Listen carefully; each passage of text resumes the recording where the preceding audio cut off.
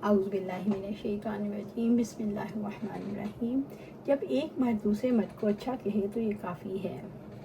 ابو جمیلہ نے کہا، میں نے ایک لڑکے کا راستے میں پڑا ہوا پایا۔ ایک لڑکا راستے میں پڑا ہوا پایا۔ جب مجھے حضرت عمر رضی اللہ عنہ نے دیکھا تو فرمایا، ایسا نہ ہو یہ غار آفت کا غار ہو۔ گویا انہوں نے مجھ پر برا گمان کیا، لیکن میرے قبیلے کے سردار نے کہا، یہ صالح آدمی ہے۔ حضرت عمر رضی اللہ عنہ نے فرمایا، ایسی بات ہے تو پھر اس بچے کو لے جا، اس کا نفقہ ہمارے بیت المال کے ذمہ رہے گا۔ یعنی ایک شخص کا تزکیہ کافی ہے، اور شافعیہ اور مالکیہ کے نزدیک کم سے کم 2 شخص تزکیہ کے لیے ضروری ہیں۔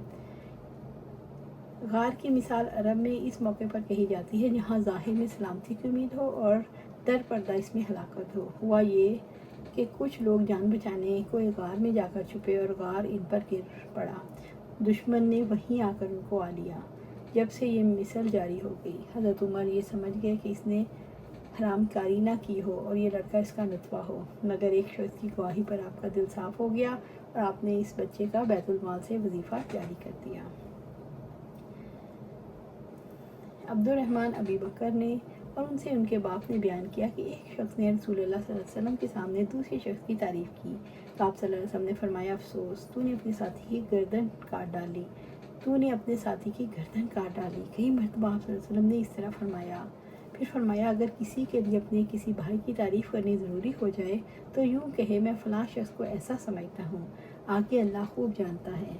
میں اللہ تعالیٰ کے سامنے کسی کو بے عیب نہیں کہہ سکتا، میں سمجھتا ہوں وہ ایسا ہے اگر اس کا حال جانتا ہو۔ کسی کی تعریف میں مبالغہ کرنا مکروہ ہے، جو جانتا ہو بس وہی کہے۔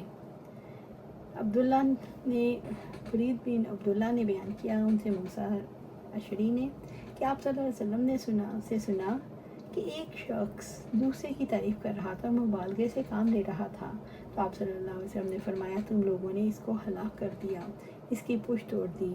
چونکہ گواہ کی تعدیل اور تزکیے کا بیان ہو رہا ہے، لہٰذا یہ بتلا دیا گیا کہ کسی کی تعریف میں حد سے گزر جانا اور کسی کے سامنے اس کی تعریف کرنا شرعاً یہ بھی مذموم ہے۔ اس سے سننے والے کے دل میں عجب اور خود پسندی اور کبر پیدا ہونے کا احتمال ہے، لہٰذا تعریف میں مبالغہ ہرگز نہ ہو اور تعریف کسی کے منہ پر نہ کی جائے، اور اس کی بابت جس قدر معلومات ہوں بس ان پر اضافہ نہ ہو۔ سلامتی اسی میں ہے۔ بچوں کا بالغ ہونا، ان کی شہادت کا بیان۔ جب تمہارے بچے احتلام کی عمر کو پہنچ جائیں تو پھر انہیں گھروں میں داخل ہوتے وقت اجازت لینی چاہیے۔ مغیرہ رضی اللہ عنہ نے کہا، میں احتلام کی عمر کو پہنچا تو میں 12 سال کا تھا، اور لڑکیوں کا بلوغ حیض سے معلوم ہوتا ہے۔